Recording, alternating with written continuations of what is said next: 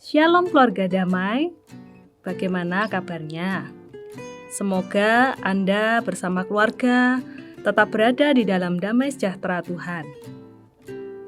Keluarga damai bukanlah satu kebetulan jika Tuhan menempatkan kita dalam kehidupan keluarga kita saat ini. Namun mengapa seringkali mungkin kita sulit untuk mensyukuri bahkan menghargai keberadaan anggota keluarga kita? Kita kesal dengan orang tua kita yang cerewet, bahkan kita sering adu mulut dengan pasangan kita. Anak-anak juga bukan menyenangkan bagi kita, tapi justru mereka menambah beban hidup kita dengan kenakalan-kenakalan mereka. Keluarga damai mungkin itu semua menyebabkan kita lebih memilih untuk kita tidak terlalu ambil peduli dengan mereka. Kita lebih memilih untuk menyendiri saja. Lebih baik kita diam, kita akan merasa aman dan juga tentram. Keluarga damai suatu permasalahan yang sama terjadi dalam kehidupan keluarga Kristus pada jemaat Kolose.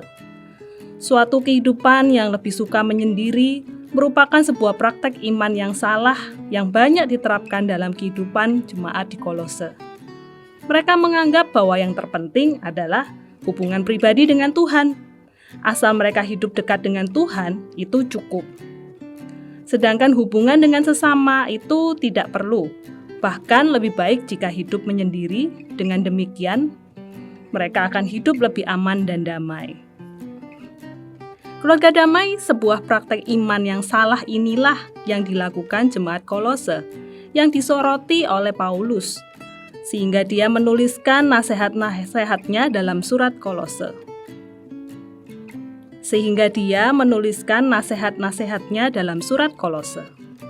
Mana mungkin seorang bisa menyatakan hubungan pribadinya baik dengan Tuhan jika dia tidak menyatakannya melalui hubungannya dengan sesama.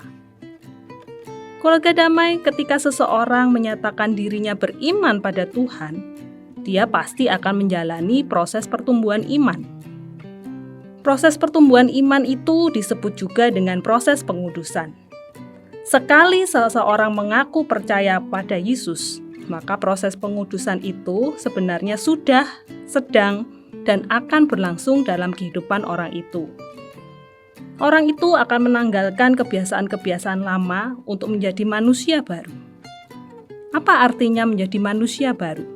Yaitu menjadi semakin serupa dengan Tuhan. Bagaimana dia semakin serupa dengan Tuhan? Yaitu dengan buah-buah nyata yang dihasilkan. Buah kasih, sukacita, damai sejahtera, kesabaran, itu semua akan muncul di dalam kehidupan orang itu.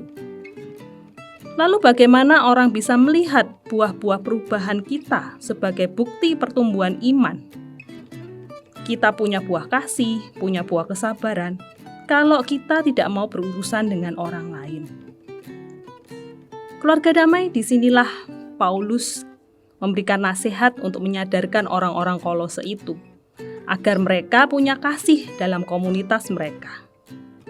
Di dalam surat Kolose 3 ayat 14 berkata, "Dan di atas semuanya itu, kenakanlah kasih sebagai pengikat yang mempersatukan dan menyempurnakan."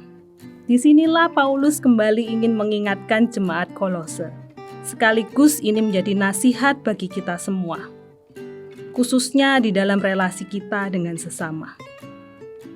Ketika kita seringkali bisa menjalani praktek iman yang salah, khususnya dalam relasi kita dengan keluarga kita, bagi kita yang penting hubungan pribadi kita dengan Tuhan baik, maka urusan dengan orang lain, bahkan keluarga kita tidak perlu terlalu peduli. Keluarga damai, kita tidak bisa berharap dalam sebuah hubungan dengan orang lain itu pasti selalu hal yang baik-baik saja.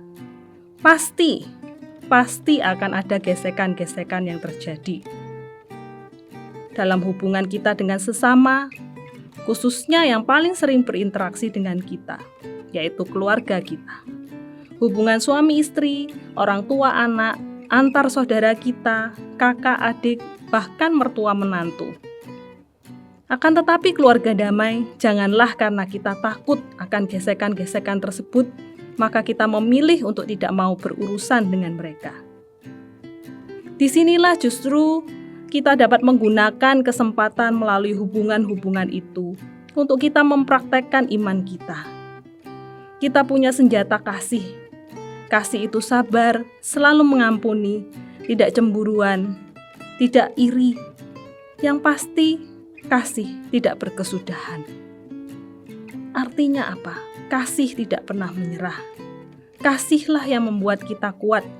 Meski disakiti, dijahati seperti apapun, kita bisa bangkit sebab kita punya kasih. Keluarga damai, kenakanlah kasih, terutama kasih yang dari Kristus itu. Maka percayalah sekalipun di dalam segala kelemahan, akibat karakter, akibat situasi dan kondisi yang bisa mempengaruhi relasi kita dengan keluarga kita, maka kasih itu yang akan kembali menyempurnakan relasi keluarga kita. Amin. Marilah kita ambil waktu sejenak, kita merenungkan bagaimana sikap kita selama ini dengan keluarga kita. Sudahkah kita mau peduli dengan mereka? Sudahkah kita mengenakan kasih Kristus itu? Mari kita bersatu di dalam doa. Tuhan, ampunilah kami jika kami seringkali tidak mensyukuri akan keberadaan keluarga kami. Bahkan seringkali kami tidak mau peduli dengan mereka. Ajarilah kami ya Tuhan untuk kembali mengingat akan besarnya kasih-Mu. Itulah yang membuat kami juga dimampukan untuk selalu mengasihi, khususnya di dalam kehidupan keluarga kami. Inilah yang menjadi doa kami ya Tuhan, di dalam nama Tuhan Yesus kami berdoa. Amin. Keluarga damai, kiranya Tuhan memampukan kita untuk mengenakan kasih Tuhan dalam kehidupan berkeluarga kita. Tuhan Yesus memberkati.